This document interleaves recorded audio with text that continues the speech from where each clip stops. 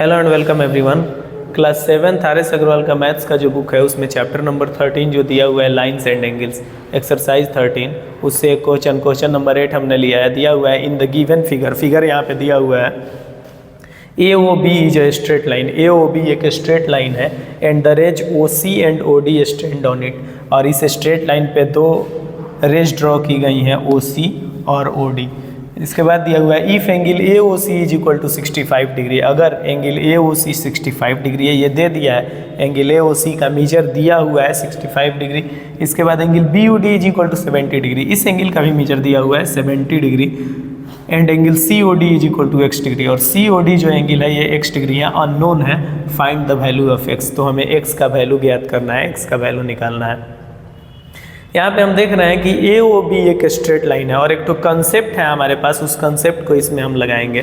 Concept हमारा ये है कि the sum of all the angles formed on the same side of a straight line on a given point is 180 degree. एक बार फिर से हम बता रहे हैं, the sum of all the angles formed on the same side of a straight line on a given point is 180 degree. इसका मतलब हुआ कि किसी स्ट्रेट लाइन के एक ही साइड में, एक साइड में, दूसरे साइड में नहीं, किसी स्ट्रेट लाइन के एक साइड में किसी दिए हुए बिंदु पे जितने भी कोण बनते हैं उन सब का सम 180 डिग्री होता है। यानी ये एक स्ट्रेट लाइन है, इसका एक साइड है ये, दूसरा साइड तो ये है, तो एक साइड हमको लेना है, एक साइड है और इस पे एक दिया हुआ बिंदु है ओ, इस पे 180 डिग्री का कोण बनेगा। यानी ये जो पूरा कोण होगा 180 डिग्री का कोण होगा।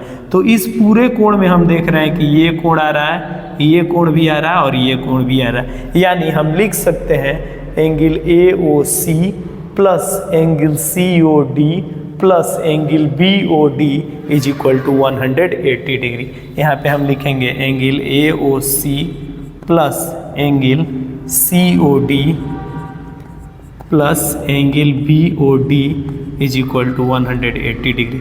ऐसा क्यों हमने लिखा, तो कंसेप्ट हमने पहले ही बताया। The sum of all the angles formed on the same side of a straight line on a given point is 180 degree. यहाँ पे वैल्यूज पुट करेंगे हम, जो वैल्यूज दिए हुए हैं। तो ए ओ सी का वैल्यू दिया हुआ है 65 डिग्री, बी ओ डी का वैल्यू दिया हुआ है, यहाँ पे हम पुट करेंगे 70 डिग्री, सी ओ डी का वैल्यू दिया हुआ है x degree, B O D का वैल्यू पुट करेंगे 70 degree is equal to 180 degree.